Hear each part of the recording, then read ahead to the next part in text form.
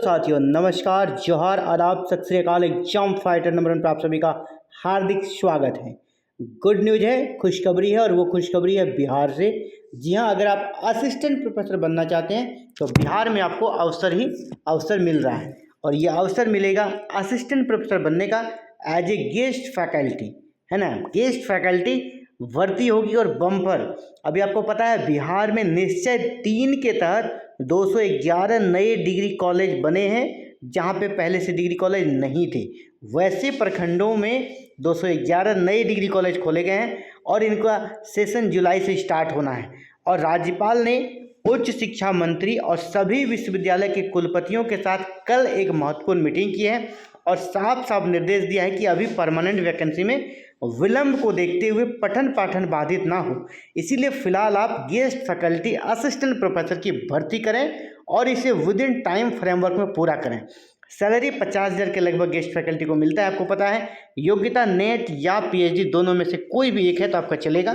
तो चलिए इस न्यूज को पहले देखते हैं, ठीक है।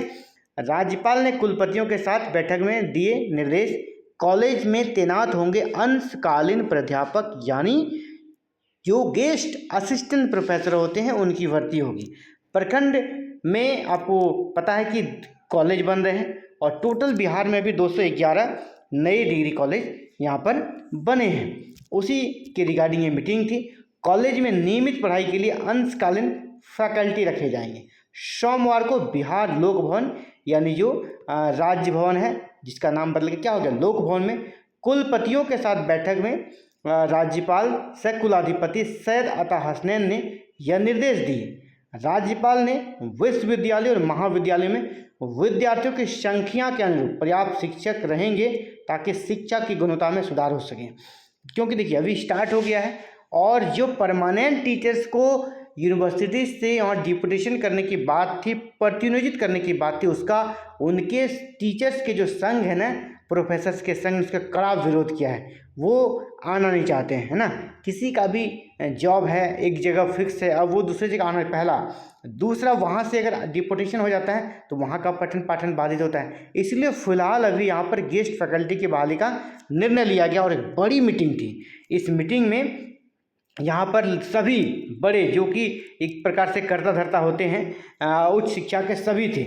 इस जो अभी 211 नए डिग्री कॉलेज हैं, इसी के व्यवस्था को लेकर यहाँ पर मीटिंग की। और यहाँ पर देखिए क्या कहा गया कि यहाँ पर प्राध्यापकों की नियुक्ति मिशन मोड में करने का निर्देश दिया।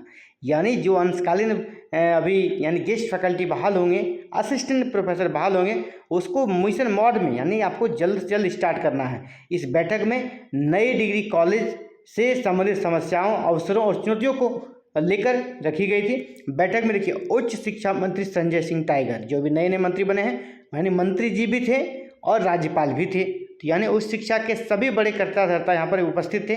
मुख्य सचिव भी थे, इसके बाद राज्यपाल के अपर मुख्य सचिव थे, इसके अलावा दीपक कुमार सिंह, उच्च शिक्षा सचिव राजीव रोशन, प्रोफेसर NK अग्रवाल आदि उपस्थित थे। यानी मीटिंग बहुत ही महत्वपूर्ण थी और हाई लेवल की मीटिंग थी, ठीक है, हाई लेवल की मीटिंग थी। और यहाँ देखिए फिर से देखिए नए न्यूज़पेपर में यहाँ पर भी आपको न्यूज़ देखने को मिल रहा है कि डिग्री कॉलेजों में होंगे अंशकालीन शिक्षकों की बहाली। विद्यार्थियों और शिक्षकों के लिए शुरू होगा चांसलर अवार्ड भी शुरू होगा। यहाँ पे दिया गया है कि बहाली का कार्य जो है ना 211 डिग्री कॉलेज में वो समय सीमा के अंदर पूरा किया जाए। इसके लिए आपको पूरा सुयोग्य जो अंशकालीन अभ्यर्थी होंगे उनका चयन करना है और यहाँ पर जो निश्चय 3 जो सरकार का योजना है उसको सफल बनाना है। इसके अलावा बिहार में भी कुलपति की भी नियुक्ति होनी है। यहाँ पे 14 विश्वविद्यालयों में कुलपति वाइस चांसलर की भी नियुक्ति के लिए नोटिफिकेशन रिलीज हो गया है। और यहाँ ये भी कहा गया है कि बिहार के लोगों को ज़्यादा प्राथमिकता मिले वीसी बनने में, इसके लिए भी कुछ चीज़ें बदलाव वहाँ पर देखने को मिलने वाली हैं। अभी देखिए किस प्रकार ये बहाली होगी, पूरा क्राइटेरिया को समझिए। यहाँ पे API सिस्टम से गेस्ट फैकल्टी की बहाली होगी। API सिस्टम में 2018 जो UGC का रेगुलेशन है उसके तहत बहाली होती है और ये उसका कैलकुलेटर है। यहाँ पे देखिए ग्रेजुएशन में जो बच्चे नेट या PhD है उनके लिए, है ना, उनके लिए कैसे यहाँ पर कैसे सिलेक्शन होगा।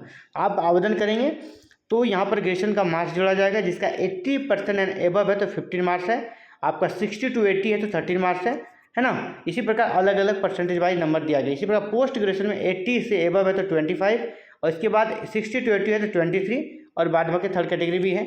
एमफिल अगर है तो एमफिल में 7 नंबर है। पीएचडी वाले के लिए यहाँ पर ज़बरदस्त अवसर है, 30 नंबर सिर्फ आपको पीएचडी का मिल जाएगा, जिसका पीएचडी नेट विथ जीआरएफ है तो 7 नंबर है। जो सिंपल नेट है उसको 5 है। जो स्लेट स्टेट वहाँ पर तो एप्लीकेबल होगा नहीं क्योंकि बैठुआ नहीं है। और यहाँ पर इसके बाद देखिए 6 नंबर पे रिसर्च पब्लिकेशन, यानी रिसर्च पेपर अगर आपका पब्लिश है तो 10 नंबर है, और एक रिसर्च पेपर के लिए 2 नंबर है। यानी आपको 5 रिसर्च पेपर चाहिए ये 10 नंबर लेने के लिए, और 5 रिसर्च पेपर अगर आपका है ना, 5 रिसर्च आर्टिकल से आपको 10 नंबर यहाँ से मिल जाएगा। ये नंबर आप बढ़ा सकते हैं। बाद बाकी आपका graduation, post graduation, MPhil, PhD जो भी है जीआरएफ है वो तो फिक्स है, लेकिन यहाँ पर रिसर्च पेपर आप पब्लिश कराकर ये 10 नंबर प्राप्त कर सकते हैं। और जो असिस्टेंट प्रोफेसर की बहाली है उसमें आप शॉर्ट लिस्टेड हो सकते हैं। आपका प्रयास ये होना चाहिए कि रिसर्च पेपर ज़्यादा से ज़्यादा हम अभी तुरंत पब्लिश करा लें, और इसमें समय भी नहीं लगता ज़्यादा। आप अगर 1 महीने में कम से कम 3 आप पब्लिश करा सकते हैं मैक्सिमम, 1 महीने में मैक्सिमम आप 3 पब्लिश करा सकते हैं, तो 2 महीने के अंदर आपका 6 हो जाएगा, है ना। तो आपको 5 ही करना है, 5 आराम से 2 महीने में हो जाएगा, और आपको अभी जून है, जुलाई तक में आपका यहाँ पर 5 हो जाएगा और आप 10 नंबर ले सकते हैं। ये पेपर आपको लिखने में, अगर रिसर्च पेपर लिखने में कहीं कोई दिक्कत हो तो आप हमें कॉल कर सकते हैं इस नंबर पर, ठीक है, 7541840154। अगर रिसर्च पेपर लिखने में या फिर पब्लिकेशन में कहीं कोई दिक्कत हो इस नंबर पे कॉल कीजिएगा। आपको ये जो 10 नंबर मिलेगा इसके लिए पूरा सहयोग दिया जाएगा कि आपका 10 नंबर मिल जाए, ठीक है। कहाँ पब्लिश करना है, कैसे पब्लिश करना है, चाहे आपका पेपर कोई भी, साइंस हो, आर्ट्स हो, कॉमर्स हो, इस नंबर पे कांटेक्ट कीजिएगा। हमारी पब्लिकेशन टीम आपको पूरा मदद करेगी, सपोर्ट करेगी लिखने में, और साथ साथ पब्लिश भी कराने में उचित मार्गदर्शन देगी। तो फिलहाल साथी इस वीडियो में इतना ही। इसी प्रकार और आगे के अपडेट को जानने के लिए चैनल को सब्सक्राइब कीजिएगा, बेल आइकन को प्रेस करके ऑल बटन को भी क्लिक कर लीजिएगा। Thank you. जय हिंद, जय भारत, जय बिहार।